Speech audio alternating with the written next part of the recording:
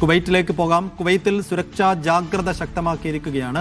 Iran ആക്രമണത്തെ തുടർന്ന് രാജ്യത്ത് വ്യോമ പ്രതിരോധ ഇടപെടലുകളും സുരക്ഷാ നടപടികളും തുടരുന്നു. ഡ്രോണുകളും മിസൈലുകളും തടഞ്ഞതായി അധികൃതർ അറിയിക്കുമ്പോൾ വിവിധ മേഖലകളിൽ നിയന്ത്രണങ്ങളും മുൻകരുതൽ നടപടികളും പ്രഖ്യാപിച്ചിട്ടുണ്ട്. കുവൈത്തിലെ പുതിയ സാഹചര്യം വിശദമായി നോക്കാം.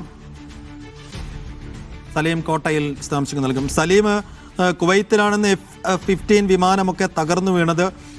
അത് പക്ഷേ അമേരിക്കൻ സേനയുടെ തന്നെ ഒരു അബദ്ധം പിണഞ്ഞതാണെന്നുള്ള വിവരങ്ങൾ പിന്നീട് പുറത്തു വന്നിരുന്നു.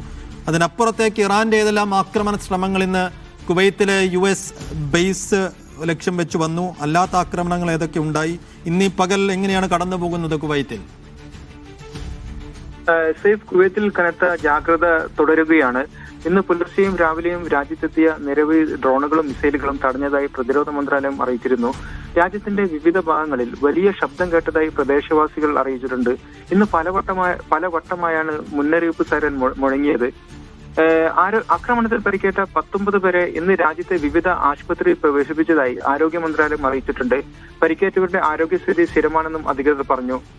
കുവൈത്തിൽ നിന്നുള്ള മറ്റൊരു പ്രധാനപ്പെട്ട ഒരു കാര്യം, ഇറാൻ ആക്രമണത്തിനിടെ തകർന്നു വീണ US സൈനിക വിമാനങ്ങൾ കുവൈത്ത് അബദ്ധത്തിൽ വെടിവെച്ച് വീഴ്ത്തിയതാണെന്ന് US സൈന്യം സ്ഥിരീകരിച്ചു എന്നതാണ്.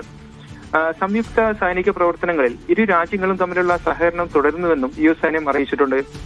അതോടൊപ്പം തന്നെ അഹമ്മദ് റിഫൈനറിയിൽ ഇന്ന് പുലർച്ചെ ഷാർപ്നൽ വീണതിനെ തുടർന്നുണ്ടായ അപകടത്തിൽ 2 തൊഴിലാളികൾക്ക് സാരമായ പരിക്ക് പറ്റിയിരുന്നു. അതോടൊപ്പം തന്നെ വെസ്റ്റേൺ ദോഹ സ്റ്റേഷനിൽ ഡ്രോൺ അവശിഷ്ടങ്ങൾ വീണ് ചെറിയ തീവ്രത്വം റിപ്പോർട്ട് ചെയ്തു. എന്നാൽ സംഭവത്തിൽ ആർക്കും പരിക്കുകളൊന്നും സംഭവിച്ചിട്ടില്ലെന്ന് അധികൃതർ വ്യക്തമാക്കിയിരുന്നു. സലീം കോട്ടയിലാണ് കുവൈത്തിലെ ഏറ്റവും പുതിയ വിവരങ്ങൾ